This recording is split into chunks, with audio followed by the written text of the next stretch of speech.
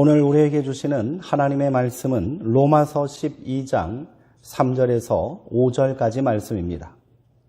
신약성경 256쪽에 있습니다. 이제 제가 하나님의 말씀을 강독하겠습니다. 이것은 하나님의 말씀입니다. 하나님의 말씀에 경청하시기 바랍니다. 내게 주신 은혜로 말미암아 너희 각 사람에게 말하노니 마땅히 생각할 그 이상의 생각을 품지 말고 오직 하나님께서 각 사람에게 나누어 주신 믿음의 분량대로 지혜롭게 생각하라. 우리가 한 몸에 많은 지체를 가졌으나 모든 지체가 같은 기능을 가진 것이 아니니 이와 같이 우리 많은 사람이 그리스도 안에서 한 몸이 되어 서로 지체가 되었느니라. 아멘. 내게 주신 은혜로 말미암아 라는 제목으로 하나님의 말씀을 나누도록 하겠습니다. 불교의 가르침 중 일체 유심조라는 말이 있습니다. 모든 것은 오로지 마음이 지어내는 것이다 라는 뜻입니다. 흔히들 마음 먹기 달렸다라고 말하지만 그것보다는 더 적극적으로 마음이 작동하여 우리의 생각과 행동을 지배한다라는 그런 뜻이 되겠지요. 사람들은 누구나 마음먹기에 따라 사물과 세상이 달리 보이는 그런 경험을 해봤을 것입니다. 결국 마음이 중요하다는 이야기입니다. 그렇다면 하나님의 자녀된 우리는 어떤 마음을 품고 또 어떤 마음을 가져야 하겠습니까? 바울은 이에 대해 마음을 새롭게 하여 변화를 받으라라고 권면하고 있습니다. 그리고 그 마음은 그리스도 예수의 마음이다라고 했지요. 이렇게 우리가 그리스도 예수의 마음을 품을 때 존재의 근원적인 변화를 받을 수 있고요. 그때야 비로소 자기 전부를 기쁘게 하나님께 드리는 영적 예배자의 삶을 살 수 있게 된다라고 말했습니다. 그동안 바울은 하나님의 은혜로 우리의 마음이 이미 새로워졌고요. 그리스도 안에서 다시 사는 존재로 변화를 받았다라고 증언했습니다. 그러므로 새 마음으로 변화된다는 것은 인간의 또 다른 결단이나 노력에 의한 것이 아니라 새로움을 받아들이는 존재의 재발견과 깨달음의 문제라 할 수 있을 겁니다. 이에 대한 바울의 가르침이 바로 로마서 12장 3절의 말씀입니다. 본문 말씀을 다시 한번 읽어보도록 하겠습니다. 내게 주신 은혜로 말미암아 너희 각 사람에게 말하노니 마땅히 생각할 그 이상의 생각을 품지 말고 오직 하나님께서 각 사람에게 나누어 주신 믿음의 분량대로 지혜롭게 생각하라. 본문에서 바울이 강조하는 바는 생각하라입니다. 바울은 생각이라는 단어를 3번이나 반복해서 사용하고 있지요. 생각하고 또 생각하고 다시 생각하라라는 뜻입니다. 우리는 행동에 앞서 마땅히 생각해야 합니다. 먼저 자신을 살피고 어떤 것이 올바른 태도인지를 고민해 봐야 합니다. 자신을 과대평가하여 거만하게 자기 주장만을 고집하는 것은 그 이상의 생각을 품는 경계해야 할 행동입니다. 그렇게 성급하지 않게 침착하게 사고하는 것이 지혜롭게 생각하는 것 아니겠습니까? 인간은 생각하고 행동합니다. 아무리 성급한 사람이라도 최소한의 사고와 생각을 가지고 행동하기 마련 아닙니까?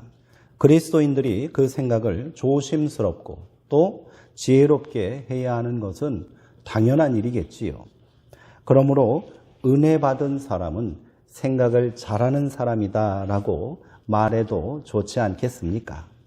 내 생각과 고집에 따라 판단하고 행동하는 것이 아니라 매사에 은혜에 비추어 생각하고 판단하며 행동해야 합니다.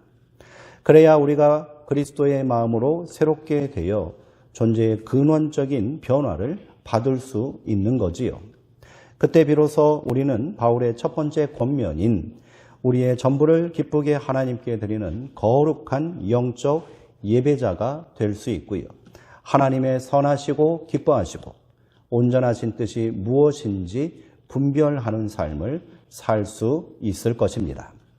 그렇다면 우리는 어떻게 마땅히 생각할 그 이상을 품지 않고 지혜롭게 생각하며 또 행동할 수 있겠습니까?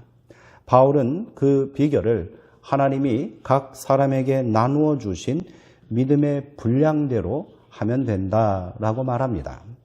믿음의 분량, 이것은 우리가 흔히 생각하는 것처럼 큰 믿음이니 작은 믿음이니 하는 말이 아닙니다. 누가 감히 타인의 믿음을 크다, 작다 이렇게 판단하고 서로의 믿음을 견줄 수 있단 말입니까? 본문의 분량이라는 말은 헬라어로 메트론, 즉 사모를 측량하는 저울이나 자를 의미합니다. 하나님께서 각 사람에게 주신 믿음의 저울로 자기 자신을 달아보라는 말씀이지요. 믿음의 분량 이렇게 번역했지만 정확한 해석은 믿음의 저울이라 해야 할 것입니다. 여기서 중요한 것은 그 저울이 내 저울이 아니라 하나님의 저울이라는 사실입니다. 자기 기준과 저울로 자신을 달아보는 사람은 굉장히 어리석은 사람입니다. 더욱이 그 저울로 남을 달아보고 평가하는 것은 책망받아 마땅합니다. 우리는 오직 하나님의 저울에 겸손히 나를 올려다 놓고 달아봐야 한다는 겁니다. 하나님의 저울이라 할 수 있는 말씀에 비추어 자신을 정직하게 돌아보는 사람의 행동은 얼마나 아름답고요. 또 은혜롭겠습니까? 그 사람은 절대로 자신을 과대평가하지 않을 것입니다. 남을 함부로 판단하고 정죄하지도 못할 것이며 매사에 겸손하고 정직한 태도를 잃지 않을 것입니다. 그때 비로소 우리는 온전한 믿음의 사람이 될 수 있지 않겠습니까? 예수님은 길 위에서 누가 크냐라고 서로 다투었던 제자들에게 누구든지 첫째가 되고자 하면 무사람의 끝줄에 서고 모든 사람을 섬기는 자가 되어야 할 것이다 라고 말씀해 주셨습니다. 믿음의 분량대로 생각하는 사람은 겸손할 수밖에 없습니다. 하나님의 저울에 자신을 달아보면 한없이 모자람을 고백하지 않을 수 없기 때문이지요.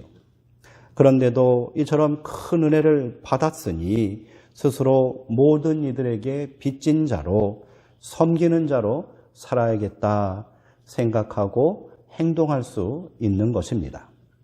지금 나는 어떤 생각을 가지고 또 어떤 저울에 나를 달아보며 행동하고 있는지 다시 한번 돌아보길 권면드립니다. 그러면 이제 우리가 믿음의 분량대로 지혜롭게 생각함을 통하여 우선적으로 실천해야 할 과제, 행동은 무엇일까요? 그것은 그리스도 안에서 한 몸을 이루는 것이다 라고 했습니다. 이어지는 로마서 12장 4절과 5절의 말씀을 다시 한번 읽어보겠습니다. 우리가 한 몸에 많은 지체를 가졌으나 모든 지체가 같은 기능을 가진 것이 아니니 이와 같이 우리 많은 사람이 그리스도 안에서 한 몸이 되어 서로 지체가 되었느니라. 아멘. 바울이 말하는 몸은 교회를 의미합니다. 지체는 교회를 구성하고 있는 모든 성도를 말하는 것이겠지요. 많은 세포와 조직이 유기적으로 연합하여 몸을 이루듯이 교회도 마찬가지인 것입니다. 우리는 교회를 그리스도의 몸이라고 고백합니다. 그 몸을 이루는 지체된 성도가 건강하게 연합할 때 교회도 건강할 수 있습니다.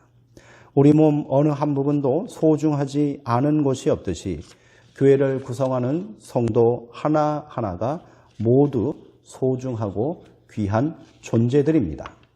그 기능이 서로 다를지라도 작은 손가락 하나에 상처만 나도 온몸이 함께 아프고 고통받지 않습니까? 그리스도의 몸된 교회도 마찬가지입니다. 지금 우리 가운데 누군가 남몰래 눈물을 흘리고 아파한다면 주님도 아프고요. 교회도 아픈 것입니다. 이런 생각으로 교회를 세우고 성도를 섬긴다면 거기가 바로 천국이 아니고 무엇이겠습니까? 또한 건강한 교회를 세우는 일은 성도만의 과제가 아닙니다. 그것은 예수님의 소망이고요. 성령님의 궁극적인 바람입니다. 그래서 성령님은 우리에게 은사를 주시는 것이지요. 바울은 이 은사를 은혜대로 받은 것이라고 말합니다. 은사라는 말 자체가 은혜로 받은 신령한 선물이라는 뜻입니다. 그러므로 은사는 보상이나 상급이 아닌 것이지요. 선물은 주는 이의 마음과 사랑이 담겨 있습니다. 우리를 향한 하나님의 은혜가 차별이 없듯이 선물로 주신 은사도 차별이 있을 수 없습니다. 또한 우리 몸이 서로 다른 지체와 연합하듯이 우리가 각자 받은 은사도 서로 다른 것입니다. 거기에 경중이 있을 수 없습니다. 중요한 것은 내가 받은 은사를 발견하고 잘 사용하여 건강한 교회를 만들어야 한다는 사실입니다. 각자가 받은 은사는 하나님께 영광을 돌리기 위함이며 서로 섬기고 봉사하기 위한 것이기에 서로의 은사를 존중하고 동일한 은혜에 응답하는 열심이 있어야 합니다. 바울은 그렇게 우리가 받은 은사를 크게 6가지로 구분하고 있습니다. 먼저 예언입니다. 바울이 예언의 은사를 먼저 언급한 이유는 그것이 가장 중요하기 때문이 아닙니다. 오히려 당시 교회에서 일어나고 있던 여러 가지 문제 중 가장 오해가 많고 갈등이 많았던 것이 은사 문제였기 때문에 그것을 먼저 언급했던 것입니다. 요즘도 그러하지만 당시에도 신비주의와 은사 열광주의에 도취된 사람들이 있었고요. 자신이 예언의 은사를 받았다 하여 미래를 점치고 사람의 운명을 내다볼 수 있다고 자랑하는 사람들이 있었습니다. 고린도 교회도 이 문제로 심각한 갈등을 겪었습니다. 서로의 예언이 옳다고 주장하니 파벌이 생기고요. 분열이 생길 수밖에 없는 거지요. 그러나 성경에서 증언하고 있는 예언이란 앞날을 내다보는 신통력이 아니라는 사실을 명심해야 합니다. 바울은 고린도 교회에 보낸 편지에서 예언의 은사를 이렇게 정의합니다. 그리스도의 몸된 교회에서 성도들에게 덕을 세워 믿음을 든든하게 만들고 말씀으로 잘못된 것을 바르게 고치도록 권면하며 약한 것을 위로하는 것이다. 그러므로 예언의 은사란 오직 하나님의 말씀에 근거하며 현실의 삶에 근거하고요. 사람들을 믿음으로 바로 세우고 위로하고 덕을 세우는 것이다 정의할 수 있겠습니다. 예언은 하나님의 말씀을 올바로 이해하고 깨달을 수 있도록 우리를 인도합니다. 이 말씀에 따라 믿음의 자녀들이 어떻게 살아야 할지를 깨닫게 하지요. 이는 예언하는 자나 예언을 받는 자나 동일하게 누리는 은혜인 겁니다. 그러므로 말씀을 잘 전달하는 것도 예언의 은사이지만요. 말씀을 잘 받는 것도 그리고 그 말씀에 응답하는 것도 예언의 은사라는 사실을 명심하시기 바랍니다. 그래서 바울은 예언의 은사를 받은 자는 믿음의 분수대로 행해야 한다라고 말한 겁니다. 여기서 분수대로라는 말은 어울리게, 합당하게, 바른 관계 가운데라는 의미를 담고 있습니다. 자신의 영적 권위를 자랑하는 수단으로 사용하지 말고 말씀의 기준에 따라 믿음에 합당하게 그리스도 안에서 올바른 관계 가운데 이를 조심히 행해야 한다라는 뜻입니다. 그런 의미에서 이후에 바울이 언급하는 은사는 더욱 사모해야 할 은사다라고 할 것입니다. 그 첫째 되는 은사가 바로 섬김입니다. 세상을 창조하시고 원수된 인간을 오래 참으시고 또 긍휼히 여기시는 하나님의 마음이 결국 섬김 아닙니까? 스스로를 나는 섬김을 받으러 온 것이 아니라 섬기러 왔다라고 말씀하시며 십자가를 홀로 감당하신 예수님의 사랑도 결국 섬김입니다. 그러므로 섬김이란 하나님께서 시작하시고 예수님께서 완성하신 일에 우리도 동참하는 것이다 라고 할 수 있겠습니다. 그래서 바울은 섬김의 은사는 섬기는 일로 감당해야 한다라고 말합니다. 그가 말하는 섬기는 일, 그것이 무엇이겠습니까? 바로 십자가입니다. 우리가 간절히 사모하고 마땅히 구해야 할 은사가 있다면 그것은 방언이나 예언, 병고침과 능력 행함이 아니라 오히려 섬김이 되어야 하지 않겠습니까? 그렇게 우리 수정동교회 성도들 모두가 섬김의 은사를 더욱 사모하시고 서로가 먼저 섬기는 일에 힘쓰는 거룩하고 복된 지체 되기를 주님의 이름으로 축원드립니다. 이어지는 가르치는 은사, 위로하는 은사, 구제하는 은사, 다스리는 은사, 긍휼을 베푸는 은사도 다 마찬가지입니다. 모두가 그 기본에는 섬김이 있어야 합니다. 가르치는 은사는 지식을 전달하는 것이 아니라 사람을 감동시키고 변화시키는 일입니다. 그러므로 말이 아닌 진실함으로, 정직함으로 가르쳐야 하겠지요. 가르침의 은사는 모두가 사모해야 할 은사입니다. 단순히 교사만, 목사에게만 필요한 은사가 아닌 거지요. 바울은요, 고린도 교회 성도들을 향하여 너희가 언제까지 젖먹이 노릇만 하려느냐라고 엄히 꾸짖었습니다. 히브리서의 말씀에서는 그리스도인들은 마땅히 선생되어야 한다라고 합니다. 우리가 그리스도의 섬김을 본받아 진실한 삶을 살려고 노력한다면 우리의 삶은 모두에게 선생의 모습으로 증언될 줄 믿습니다. 위로는 어려움을 당한 사람의 자리에 함께 서는 것을 말합니다. 우리가 흔히 말하는 권면이 바로 위로입니다. 그것은 공감하는 것이며 형제의 짐을 서로 지는 것입니다. 그런 의미에서 위로의 은사는 다른 이들의 은사를 온전하게 하는 조력자 역할을 하는 것이다 라고 말할 수 있겠습니다. 구제하는 은사는 성실하게 해야 합니다. 이 말은 거짓이 없이 순수함으로, 인격적으로, 대가 없이 그렇게 감당해야 한다는 말입니다. 구제에 숨겨진 동기가 있어서야 되겠습니까? 무엇보다도 우리가 가진 모든 것은 다 하나님의 것이라는 믿음이 있어야 이런 구제가 가능하겠습니다. 그래야 순수한 마음으로 기쁨으로 구제하고 나눌 수 있는 것이지요. 예수님의 말씀처럼 오른손이 한 일을 왼손이 모르게 우리도 실천할 수 있는 겁니다. 다스리는 은사는 부지런히 해야 합니다. 여기서 부지런히라는 말을 주목해야 합니다. 어머니가 자식을 낳고 기르기 위해 애쓰는 자세가 바로 부지런함입니다. 자녀를 위해 어머니는 모든 것을 희생할 수 있습니다. 그러므로 교회에서 다스리는 자는 어머니의 마음으로 성도를 돌보고 희생하는 수고가 있어야 한다는 것이지요. 다스리는 자의 권위와 존경은 바로 거기에서 나오는 겁니다. 긍휼의 은사는 즐거움으로 해야 합니다. 긍휼은 불쌍히 여기다, 자비를 베풀다라는 뜻이지요. 구약 성경에서 긍휼은 오직 하나님과 함께 사용되는 그런 단어입니다. 긍휼하신 하나님, 긍휼의 하나님, 이런 뜻이지요.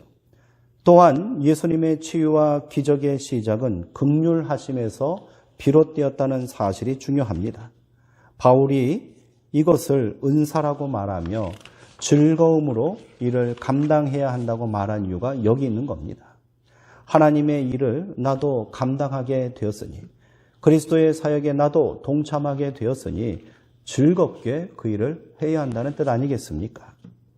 은사가 충만한 교회는 건강한 교회입니다. 각자가 받은 은사로 서로 섬기는 교회가 행복한 교회인 거지요. 우리 수정동 교회가 그런 교회가 되기를 함께 소망하고 힘써 노력합시다. 끝으로 로마서 12장 9절에서 13절에 나오는 바울의 축복과 권면으로 오늘 말씀을 마치도록 하겠습니다. 사랑에는 거짓이 없어야 합니다. 악한 것을 미워하고 선한 것을 굳게 잡으십시오. 형제의 사랑으로 서로 다정하게 대하며 존경하기를 서로 먼저 하십시오. 열심을 내어서 부지런히 일하며 성령으로 뜨거워진 마음을 가지고 주님을 섬기십시오. 소망을 품고 즐거워하며 환난을 당할 때 참으며 기도를 꾸준히 하십시오. 성도들이 쓸 것을 공급하고 손님 대접하기를 힘쓰십시오. 아멘. 기도하겠습니다. 지혜의 하나님, 죄의 권세에 매여 어두워진 우리의 심령을 예수 그리스도를 통해 진리의 빛 가운데로 인도해 주시니 감사합니다. 그러나 우리는 믿음의 분량대로 지혜롭게 생각하며 행동하지 못했습니다. 여전히 옛사람의 관성에 따라 거짓과 죄악에 마음을 빼앗기며 살았습니다. 주여, 미련하고 교만한 우리를 용서해 주옵소서. 마땅히 생각할 것을 생각하게 하시고 그 이상의 생각을 품어 죄악을 행하지 않게 하시고 오직 하나님께서 나누어 주신 믿음의 분량대로 지혜롭게 생각하게 하옵소서. 깊이 생각하고 다시 생각함으로 우리에게 허락하신 귀한 은사를 깨닫게 하시고 교회를 든든히 세우고 성도를 섬기는 삶을 살게 하옵소서. 우리 위에 십자가를 감당하신 예수님의 이름으로 기도하옵나이다. 아멘.